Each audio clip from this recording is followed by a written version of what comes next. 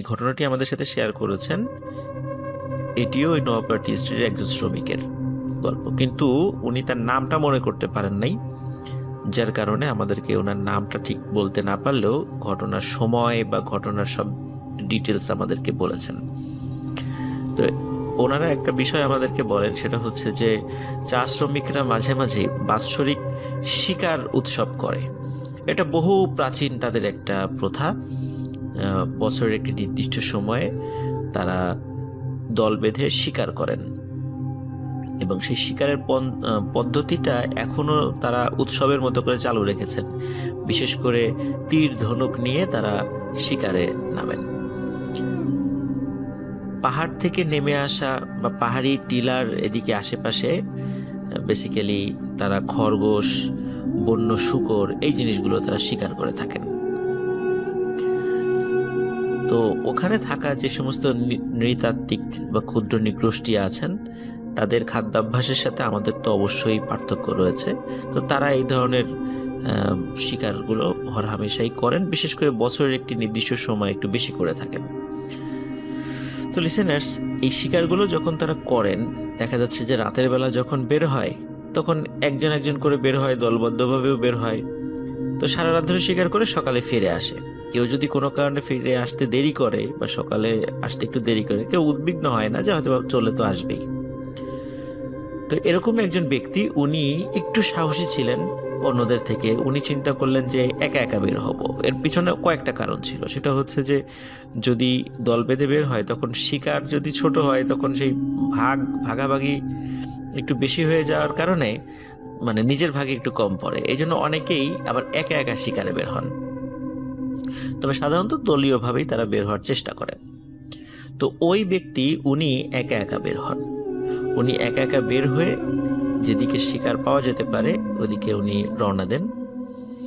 তো সবাই যেদিকে যাচ্ছিলেন উনি আবার ওদিকে যাচ্ছিলেন না, কারণ উনি চিন্তা করলেন সবাই যেদিকে যায় ওদিকে তো আসলে শিকার পাওয়াটা পসিবল হয় না।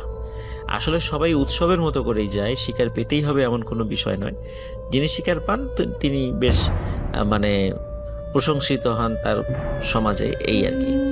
তো উনি চিন্তা করলেন এইবার আমি একটি অপরিচিত জায়গায় বা যে জায়গাতে কেউ আসলে যেতে চায় না আশেপাশে, সেখানে যাব শিকারের জন্য। তো রাতের বেলা যখন উনি বের হন, বের হওয়ার পরে যথারীতি উনি তীর ধনুক নিয়ে বের হন। উনি যখন বেশ আধা কিলোমিটার 1 কিলোমিটার এগিয়েছেন, হঠাৎ করে মানে ঝোপের মধ্যে মনে হলো যে বড় কিছু নড়াচড়া করছে। তো উনি চিন্তা করলেন হয়তো বা এটা যেহেতু বড়, মনে হয় বন্য শূকর হবে। উনি এই চিন্তাটা করেছেন। এই চিন্তা করে উনি ওই ঝোপের দিকে আস্তে আস্তে এগিয়ে যেতে থাকেন।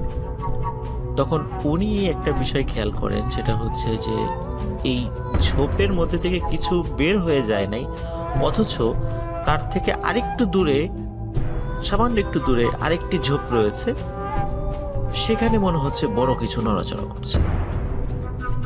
তো উনি একটু সন্দেহ করেন, কি ব্যাপার, আমি তো এখান থেকে বের হয়ে যাওয়া দেখলাম না, বের হয়ে এই ঝোপ থেকে বের হয়ে তো ওইখানে যাই নাই, ওই ঝোপটাতে যাই নাই, তাহলে ওই ঝোপেও কি আর একটা আছে কি নাকি, উনি এই চিন্তা করেন।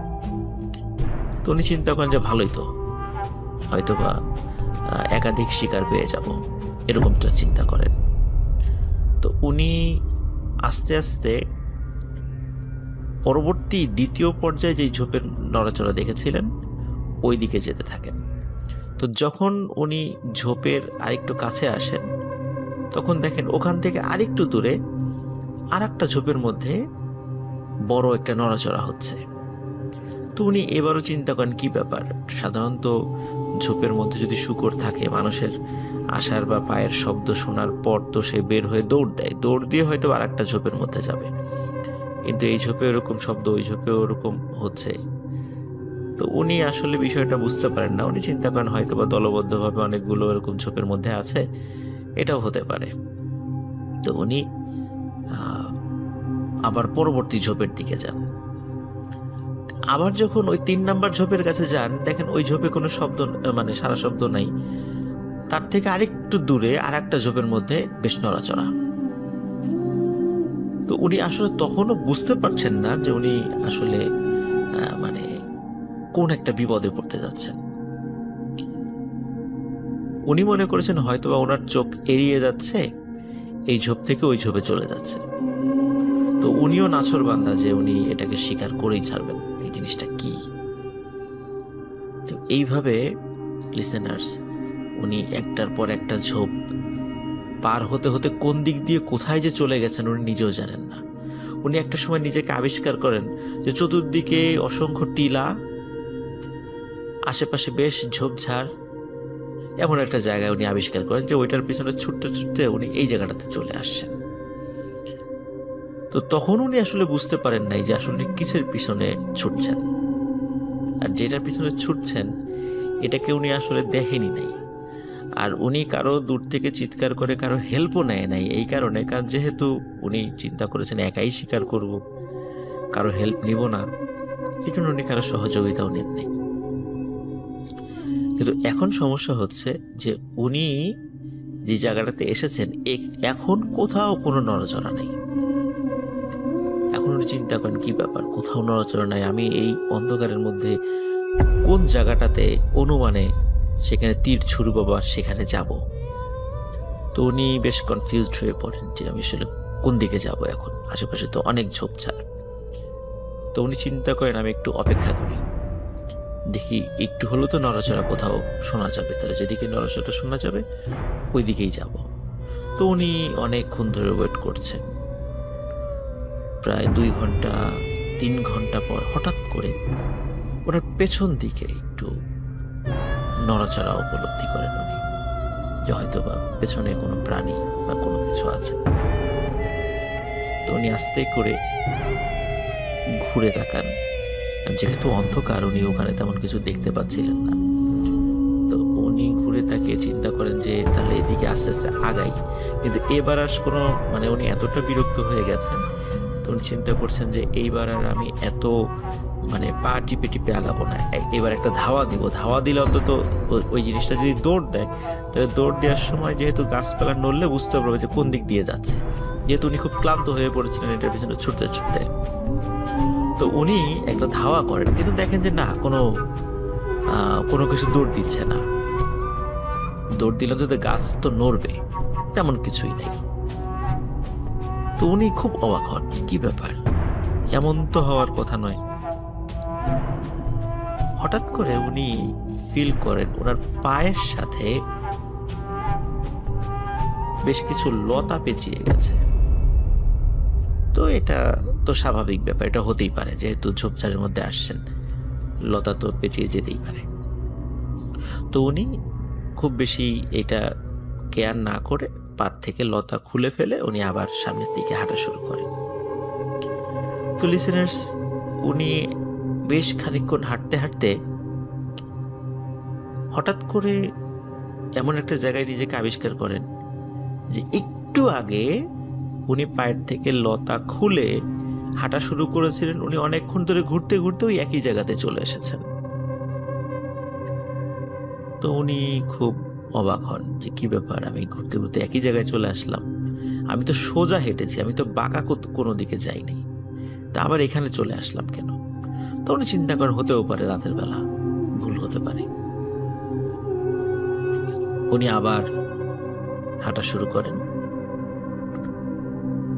তো লিসেনার্স অনেকক্ষণ হাঁটার পর তিনি আবার আবিষ্কার করেন উনি আবারও সেই জায়গাটাতে চলে এসেছেন যে জায়গাটাতে সেই লতা উনি পায়ের থেকে খুলে রেখেছিলেন। কিভাবে উনি বুঝতে পারলেন সেটা হচ্ছে যেহেতু ওনার পায়ের সাথে লতা পেঁচিয়ে গিয়েছিল, ওখান থেকে উনি লতা খুলেছিলেন। ওইখানে আসার পরে চাঁদের, এখন রাতের বেলা, কিন্তু ওনার সাথে তো পূর্ণিমার আলোতে এই শিকারগুলো করে থাকেন, যেদিন পূর্ণিমা হয় ওই পূর্ণিমার দিনে, এই জন্য উনি স্পষ্ট সেটা দেখতে পাচ্ছিলেন যে উনি একটু আগে যেখান থেকে গিয়েছিলেন আবার সেখানে ফিরে আসেন।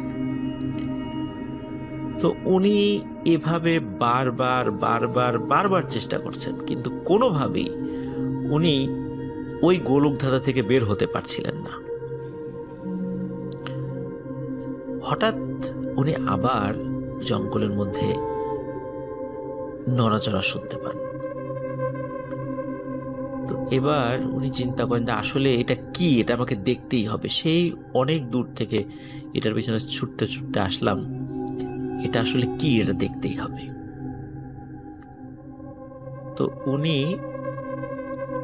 এবার চিন্তা করেন, এবার যেই জায়গাটাতে মানে নড়াচড়া হয়েছে এখানে উনি তীর ছুড়বেন। এর আগে উনি একটা তীরও ছোড়েন নাই। তো উনি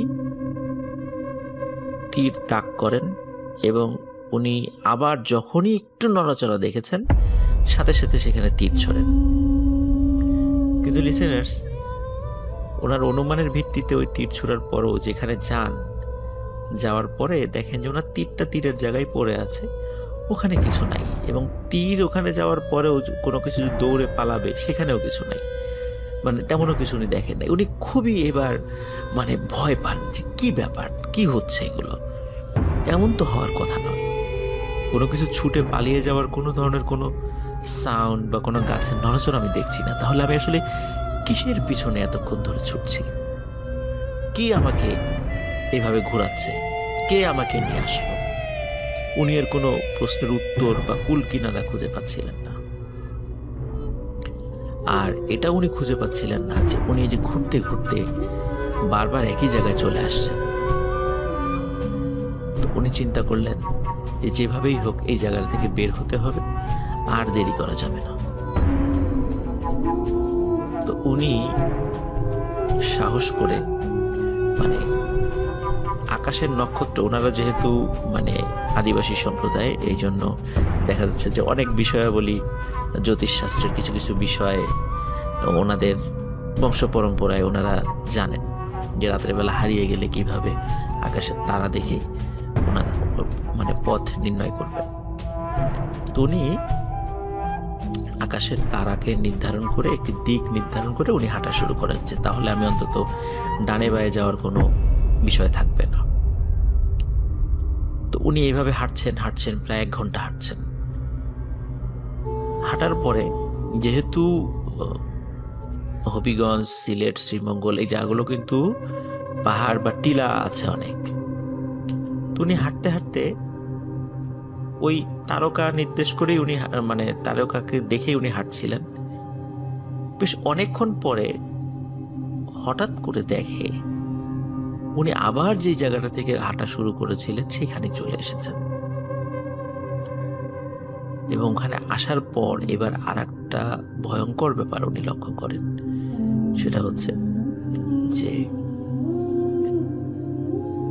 আশেপাশে যে ঝোপগুলো ছিল সেই ঝোপগুলোতে একত্রে বেশ কোনো কিছু নড়াচড়া করছে। মনে হচ্ছে যে অনেকগুলো একসাথে কিছু, কিন্তু কি সেটা, এটা উনি দেখতে পাচ্ছিলেন না। এবার উনি সাংঘাতিক ভয় পান। মানে এবার ওনার ভয়ের মাত্রা একদম চূড়ান্ত পর্যায়ে পৌঁছায় যে আসলে আমি কি বিপদে পড়লাম। কারণ এই আকাশের তারা দেখে চলেও আমি পথ খুঁজে পাচ্ছি না। তাহলে কি হলো, কি হয়েছে আমার সাথে? তো উনি ভয়ে সেন্সলেস হয়ে যাবেন, কিন্তু যাওয়ার আগ মুহূর্তে ওনার যতটুকু মনে আছে, উনি যেটা পরবর্তীতে সবাইকে বলেছিলেন সেটা হচ্ছে যে সেন্সলেস হওয়ার আগ মুহূর্তে উনি দেখেছিলেন যে এই যে ঝোপগুলোর মধ্য থেকে অনেক লম্বা মানে লতা পাতার মতো কিছু বের হয়ে আসছে। এটা আসলে কোনো প্রাণী না, মনে হচ্ছে লতা পাতা। ওই ঝোপগুলোর মধ্যে থেকে লতা পাতা সুরসুর করে বের হয়ে আসছে, বের হয়ে তার দিকে আসছে এবং তার শরীরকে আস্তে আস্তে পেঁচিয়ে ফেলছে, এরকম মনে হচ্ছে। এরপরে উনি আর কিছু স্মরণ করতে পারেন নাই। ওদিকে সকালেও যখন উনি ফিরে আসেন নাই, তখন আশেপাশের লোকজন একটু চিন্তিত হয়ে পড়ে যে কি ব্যাপার, ও সকাল আসলো না, সকাল গড়িয়ে দুপুর হয়ে গেল। তখন লোকজন তাকে একটু খোঁজার জন্য বের হন। খুঁজতে খুঁজতে খুঁজতে খুঁজতে বিকালের দিকে তাকে সেন্সলেস অবস্থায় সেখানে পাওয়া যায়। তো তাকে উদ্ধার করে নিয়ে আসা হয়। তো সব বিষয় খুলে বলেন। তো গ্রামের যিনি বা ওনাদের সম্প্রদায়ের যে প্রবীণ আছেন একজন বলেন যে তোমাকে যে এই পথ দেখিয়ে নিয়ে গেছে যে বা দিকভ্রান্ত করে দিয়েছে, এটি আসলে এক ধরনের গাছ, এটাকে ভোলালতা বলে। স্থানীয় ভাষায় সেটাকে ভোলালতা বলে, কারণ এই গাছটি চাইলে মানুষকে নাকি বিভ্রান্ত করতে পারে এবং কোনো কারণে কেউ যদি এই গাছটি একবার পা দিয়ে ডিঙায় বা পার হয়ে যায়, তাহলে তার দিকভ্রান্ত হওয়া ছাড়া আর কোনো উপায় নেই। অন্তত সকালের আগে সে কোনোভাবেই সে পথ খুঁজে পাবে না। তো এই ঘটনাটি ওনার সঙ্গে ঘটেছিল। প্রিয় লিসেনার্স, আমি বা আমার টিম গোলাম রাব্বি ভাই, রিফাত, আমরা এই দুলালদার কাছ থেকে ভোলালতার গল্পটি শুনেছিলাম। বিশেষ করে আমি পরবর্তীতে দুলালদার কাছ থেকে এই গল্পটি কালেক্ট করি। ফার্স্ট টাইম ভোলালতা সম্পর্কে হালকা আমাদেরকে ধারণা দিয়েছিলেন। আর আমি বলেছিলাম যে ভোলালতার দেখা পাওয়া যাবে কোথায়। তো উনি বলেছিলেন যে এখন অনেক জায়গা পরিষ্কার হয়ে যাওয়ায় এই বিশেষ করে ঝোপঝাড় থাকলে সেই জায়গাটাতে হঠাৎ করে কখনো কখনো রাতের বেলা ভোলালতার আবির্ভাব ঘটে। কিন্তু ইদানিং নাকি এটা কম দেখা যায়। তো উনি বললেন যে কখনো কখনো মানে একাধিক টিলা যদি পাশাপাশি থাকে এবং পাশে ঝোপঝাড় থাকে, এখনও নাকি রাতের বেলা কেউ কেউ এই ভোলালতার খপ্পরে পড়েন। তো ভোলালতা সম্পর্কে আগে আমাদের বা আমার কোনো ধারণা ছিল না। যেরকম আছে আমি জানতাম যে হয়তোবা বা দুষ্টু জিনেরা হয়তোবা মানুষকে দিকভ্রান্ত করে দেয়, কিন্তু এই গাছের আকৃতির যে অদ্ভুত জিনিসটাও যে মানুষকে দিকভ্রান্ত করতে পারে, এটা আসলে আমরা নওয়াপাড়াটি স্টেটে দুলালদার সাথে কথা না হলে এই গল্পটি সম্পর্কে আমাদের কোনো ধারণাই থাকতো না, বা আমিও জানতে পারতাম না। আশা করি গল্পটি লিসেনার্স আপনাদের ভালো লেগেছে। সবাই ভালো থাকবেন, সুস্থ থাকবেন। আপনাদের জন্য শুভকামনা রইল। রাসেল ভাইকেও ধন্যবাদ। আসসালামু আলাইকুম।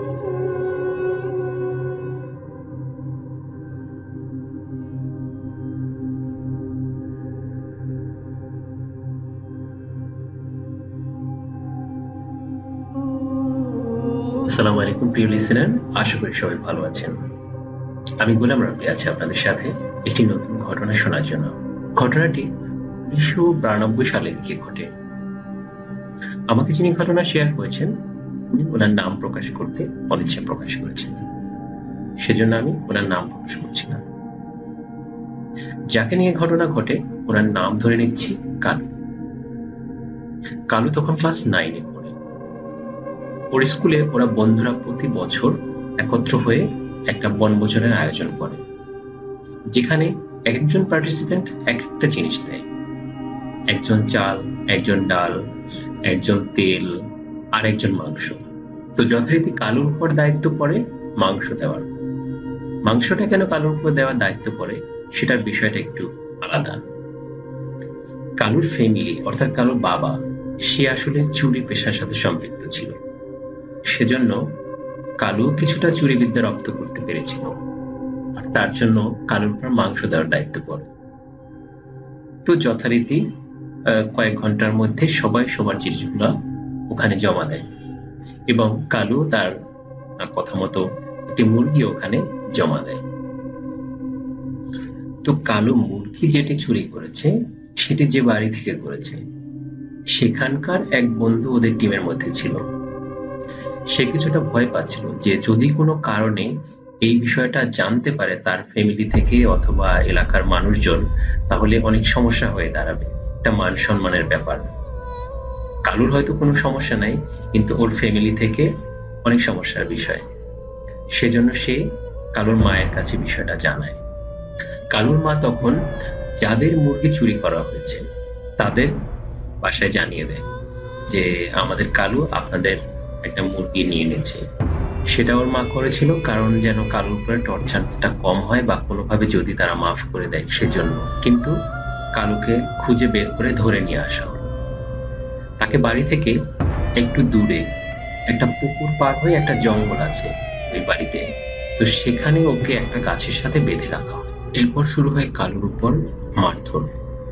ওকে প্রচন্ড মার দেওয়া হয় গাছের সাথে বেঁধে। এদিকে ওকে ধরে ফেলার ঘটনা সর্বত্র এলাকায় ছড়িয়ে পড়ে। ওর স্কুল থেকে ওর বন্ধু বান্ধব, ক্লাসমেট, ক্লাস শিক্ষকরা সবাই বিষয়টা জানতে এবং সবাই ওকে দেখতে আসে। ওখানে অনেক ভিড় হয়ে যায়। বিষয়টা কালুর জন্য খুবই লজ্জাজনক ছিল। সে অনেক কষ্ট পায় এবং কান্নাকাটি করতে থাকে। একসময় সন্দেহ হয়ে যায়, ও ওই গাছের সাথে বাধাই থাকে। তো ওই বাড়িতে আমাকে যিনি ঘটনা শেয়ার করেছেন, ওনাদের ঘরে কাজ করতো আজিজ নামে একটা। সে আজিজ কোনো কারণে ওইখানে পুকুরের পাড়ে যায়, মানে জঙ্গলের কাছে, এবং সে দেখতে পারে এক ভয়াবহ দৃশ্য। সে দেখতে পায় বড় একটি গাছের ডালে দড়ি দিয়ে সেটায় ঝুলে আছে কালু, এবং তার চোখ বেরিয়ে আসছে, তার জিহ্বা সেটাও বড় হয়ে ঝুলে আছে। সে এই দৃশ্য দেখে চিৎকার করে এবং দৌড়ে তাদের বাড়িতে আসে। বাড়িতে এসে সবাইকে বলে সেই ঘটনা। এরপর যাদের কাছে আজিজ ঘটনাটা বলে, তারা একটা দাও নিয়ে ওইখানে গিয়ে হাজির হয় এবং তারাও ওই সেই ভয়ানক দৃশ্য দেখতে পায় যে কালো গাছের ডালে গলায় দড়ি দিয়ে ঝুলে আছে, তার সে ভয়ানক চেহারা, চোখ লাল হয়ে আছে এবং বাইরে বের হয়ে আছে, এইরকম অবস্থা। তারপর তাকে ধরাধরি করে ওই গাছ থেকে নামানো হয়। সে গাছ থেকে নামার পরে শুধু চিৎকার করতে থাকে, আমাকে ছেড়ে দাও, আমি চলে যাব, আমাকে ছেড়ে দাও, আমি চলে যাব। সবাই অবাক হয়ে জিজ্ঞেস করে, তুই কোথায় চলে যাবি? সে আর কোনো উত্তর দিচ্ছে না, শুধু সবাইকে গালাগালি করছে আর বলছে, আমাকে ছেড়ে দাও, আমি চলে যাব। এরপর সবাই ওকে জোর করে ধরে বাড়িতে নিয়ে আসে। বাড়িতে নিয়ে এসে একটা রুমের ভিতরে ওকে রাখা হয়। তো ওই বাড়িতে ছোট ছেলে মেয়ে যারা ছিল, তারা দরজার ফাঁক দিয়ে বা জানলা দিয়ে ভিতরে দেখতো কালু ভিতরে কি করে। যদি কালু ওখানে দেখতে পেত কাউকে, সে প্রচন্ড জোরে চিৎকার দিত এবং চিৎকার করে গালাগালি করতে থাকতো আর বলতে থাকতো, আমাকে যেতে দে, আমি চলে যাব। এভাবে সময় গড়িয়ে অনেকদিন পার হয়, মাসখানেক বা তার কিছু বেশি সময় হবে। এরপরে কালু আস্তে আস্তে সুস্থ হতে থাকে। তখন সবাই তাকে জিজ্ঞাসা করে, আসলে তোর সাথে কি হয়েছিল, কেন তুই আত্মহত্যা করতে গিয়েছিল? কালু তখন তুলে ধরে তার সাথে ঘটে যাওয়া সেই ঘটনা। সে বলে, আমাকে যখন ওখানে বেঁধে সবাই রেখে আসে, তখন আমার খুব খারাপ লাগছিল।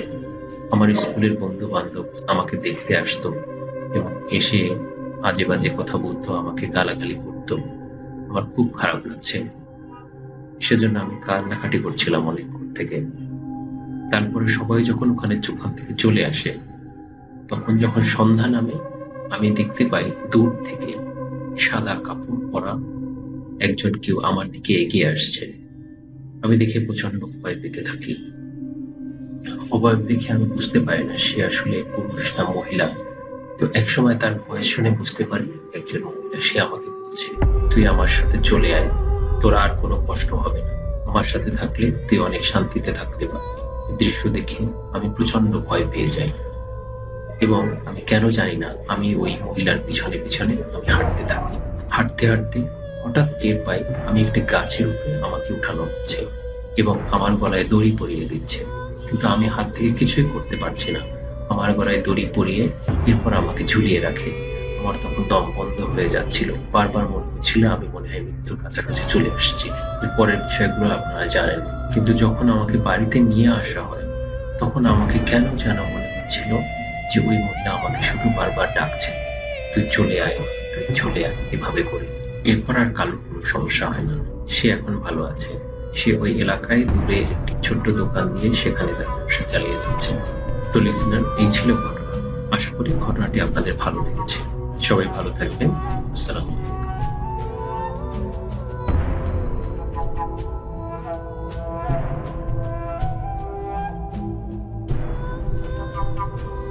Entertainment is a must.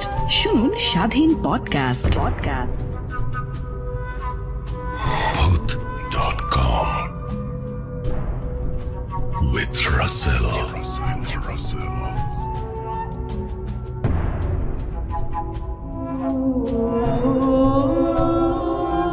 আসসালামু আলাইকুম প্রিয় রাসেল ভাই এবং প্রিয় লিসেনার্স, আমি মোহাম্মদ মেহেদি হাসান মাহাদি, রংপুর বিভাগ থেকে বলছি। আমি বর্তমানে রংপুর জিলা স্কুলে অধ্যয়নরত রয়েছি এবং আমি এবছরের একজন এসএসসি পরীক্ষার্থী, অর্থাৎ 2022 সালে এসএসসি পরীক্ষা দেব। তো আমি যখন এই অডিও ক্লিপটি রেকর্ডিং করছি, তখন 3 আগস্ট আজকে। তো 4 আগস্ট আমার জন্মদিন, তাই ভাবলাম যে জন্মদিনের আগে একটা ঘটনা পাঠিয়ে দিই, তাই আসলে এই ঘটনাটি পাঠানো। তো আজকে মূলত আমি একটি ঘটনা নয়, 2টি ঘটনা শেয়ার করব এবং এই 2টি ঘটনাই কিন্তু বাজার কেন্দ্রিক এবং গ্রামের বাজার কেন্দ্রিক। তো প্রথম যে ঘটনাটি আমি বলতে যাচ্ছি সেটি আমাদের রংপুর বিভাগের নীলফামারী জেলার কিশোরগঞ্জ উপজেলার, অর্থাৎ কিশোরগঞ্জ আমাদের গ্রামের বাড়ি। তো আমার গ্রামের বাড়ির একটি ঘটনা, সেই এলাকার ঘটনা। তো এই ঘটনাটি আমি কালেক্ট করেছি আমার আম্মুর খালাতো ভাইয়ের কাছ থেকে। তার নাম মোহাম্মদ খলিলুল্লাহ ইব্রাহিম এবং তিনি বর্তমানে একজন আলিমের স্টুডেন্ট এবং তিনি এই বছর আলিম পরীক্ষা দেবেন। তো তিনি আসলে মূলত আমাকে 2015 সালে বলেন যে ভূত এফএম নামে একটা শো রেডিও ফুর্তিতে হয়, এবং আমি মূলত তার কাছ থেকে শুনেই আসলে ভূত এফএম শোনা শুরু করি। সেই 2015 সাল থেকেই শুনছি নিয়মিত। তারপর অবশ্য মাঝখানে ভূত এফএম বন্ধ হওয়ার কারণে প্রায় অনেকদিন জানতাম না যে ভূত.com নতুন করে শুরু হয়েছে। আমি গত বছরের সেপ্টেম্বর না অক্টোবরে সম্ভবত ফেসবুকে আপনাদের গ্রুপ দেখতে পেয়ে তখন জানতে পারি যে আপনি আসলে নতুন একটি শো শুরু করেছেন। তো আসলে ভূমিকায় অনেক কিছুই বলে ফেললাম, আমি আর ভূমিকা বাড়াবো না। আমি সরাসরি আমার প্রথম ঘটনাটি এখন শেয়ার করব। তো প্রথম ঘটনাটি তো আমাকে সেই খলিল মামা দিয়েছেন। তাদের বাড়িটি হচ্ছে কিশোরগঞ্জ উপজেলার দুরাকুটি নামক একটি গ্রাম, সেই গ্রামে। এবং ওই গ্রামে একটি বাজার রয়েছে, বাজারটির নাম হচ্ছে নান্নুর বাজার। তো এটি আসলে অনেক পুরনো একটি বাজার। বাজারটির নামকরণের পিছনে একটি আসলে কারণ রয়েছে বা একটি ছোট ঘটনা রয়েছে। সেটি হচ্ছে আজ থেকে প্রায় 150 বছর আগে, অথবা সম্ভবত আমি যদি ভুল করে আছি তাহলে 1900 সালের আগের কথা। তখন ওই জায়গাটায় আসলে তেমন কোনো বাজার ছিল না বা লোকালয়ও খুব একটা ছিল না। তো ওখানে ওখানে কালী পুজো হতো, ওখানে কালী পুজোর একটা মণ্ডপ ছিল সেই সময়, এবং এই জন্য জায়গাটার নাম আসলে ওদের আঞ্চলিক ভাষায় কালীর থান বা এরকম একটা কিছু বলা হয়। তো ওখানে দুটো কিন্তু বড় বড় বট গাছ ছিল, এবং বট গাছগুলোকে ঘিরেও রয়েছে অনেক ঘটনা, যেগুলো আমি সময় পেলে হয়তো শেয়ার করব। তো এই নান্নু নামের যে লোকটি ছিলেন, মোহাম্মদ নান্নু মিয়া, তিনি যেটা করেন, তিনি ওই কালীস্থান নামক ওই জায়গাটায় প্রথমে একটি ছোট আর টঙের দোকান আর কি দেন চায়ের। এবং তিনি যেহেতু গ্রাম এলাকায় এবং ওই এলাকায় তখন তেমন কোনো দোকান ছিল, তার দোকান ভালোই চলতো, এবং তার এই দোকান চলাচলি দেখে সেও দোকানটা ধীরে ধীরে বড় করে, এবং তার দেখা দেখি আরো অনেকে আসলে সেখানে দোকান দেয়, এবং ওখানে ছোটখাটো একটা বাজার হয়। তো যেহেতু প্রথম নান্নু নামের লোকটি ওখানে দোকান দেন, এই কারণে বাজারটির নাম নান্নুর বাজার। তো এটি তো হচ্ছে 1900 সালের আগের কথা, যখন আসলে এই বাজারটি প্রতিষ্ঠিত হয়। এবং আমি এখন যে ঘটনাটি শেয়ার করব, এই ঘটনাটি হচ্ছে দেশ বিভাগের আগের, না হলেও এটা 1930 বা 1935, 1930 থেকে 1935 সালে যে গ্যাপটি রয়েছে, এই গ্যাপের মধ্যে হয়তো হবে। তো যে দুজন ব্যক্তির সাথে ঘটনাটি ঘটেছিল, খলিল মামা তাদের নাম আমাকে বলেছিলেন, কিন্তু আমি সেই নাম দুটি এখন ইউজ করবো না, আমি তাদের ছদ্মনাম ব্যবহার করব। তো একজনের নাম ছিল আজমল হক এবং একজনের নাম ছিল আসমাত হক। তো আজমল হক আর আসমাত হক অনেক ভালো বন্ধু ছিলেন। তারা দুজন একসাথে বিভিন্ন জায়গায় যেতেন, কোথাও গেলে একসাথে ছিলেন, এবং তারা কিন্তু প্রায় সমবয়সী ছিল, এবং গ্রামে তাদের বন্ধুত্ব প্রায় সবাই জানতো।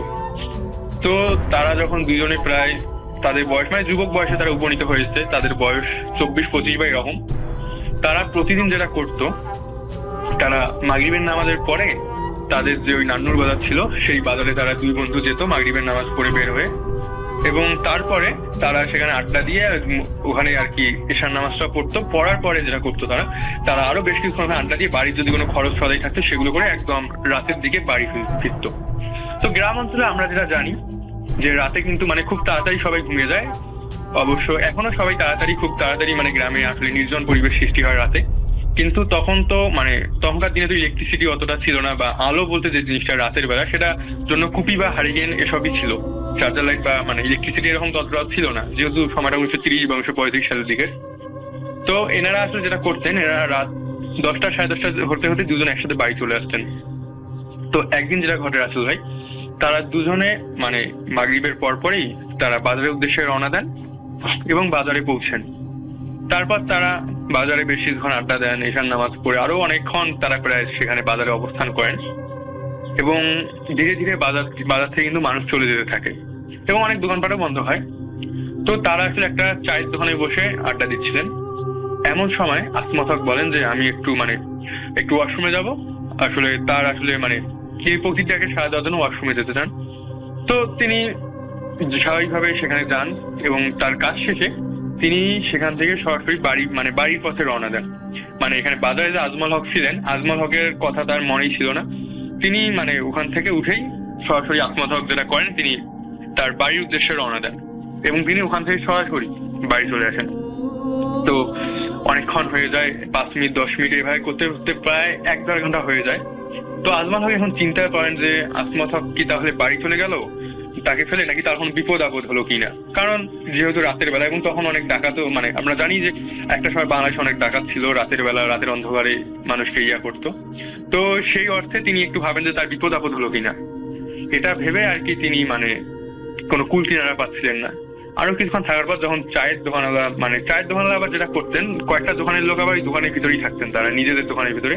তো চায়ের দোকানওয়ালা দোকান বন্ধ করবেন, এজন্য আজমল হক যেটা করেন, তিনি দোকানদার বিল পরিশোধ করে দিয়ে তিনি ভাবেন যে যাই বাড়ি গিয়ে দেখি কি হয়।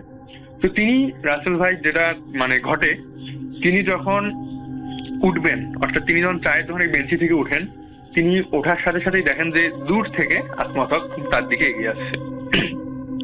তো তিনি এটা দেখার পরে একটু চিন্তামুক্ত হন যে যাক, আজমল হক তাহলে সুস্থ স্বাভাবিকভাবেই রয়েছেন, তার কোনো ক্ষতি বা বালা মুসিবত কিছু হয়নি।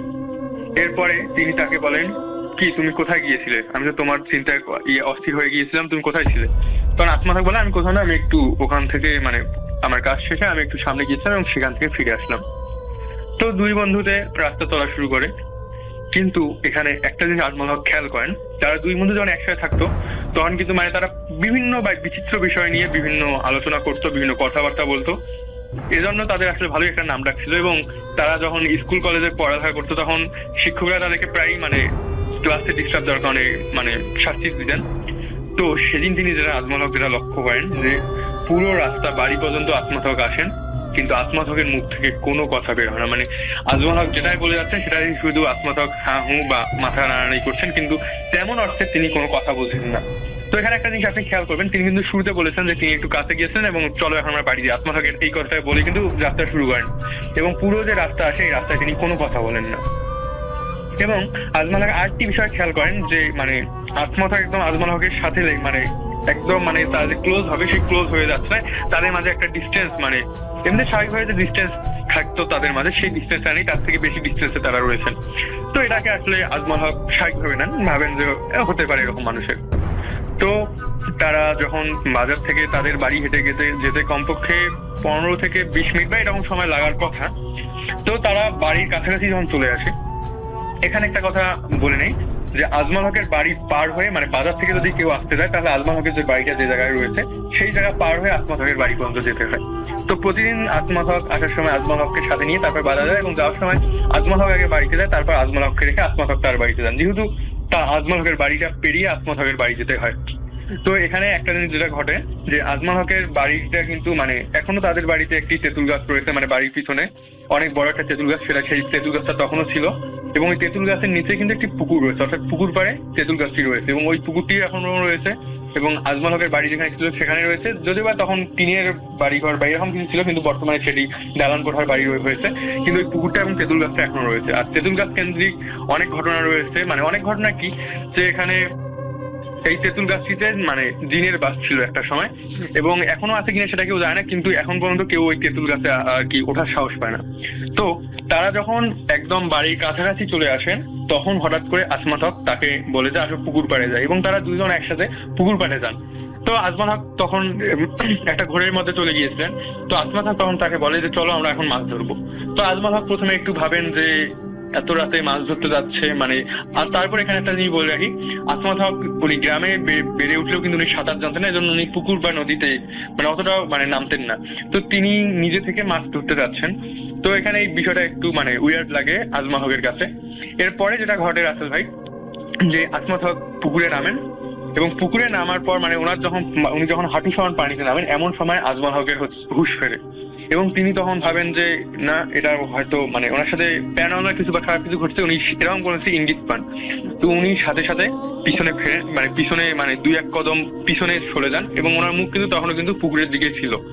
তো উনি যখন মানে কিছু দূর পিছিয়ে যান তখন উনি পুকুর থেকে শুনতে পারেন যে আজমল হক বলছে,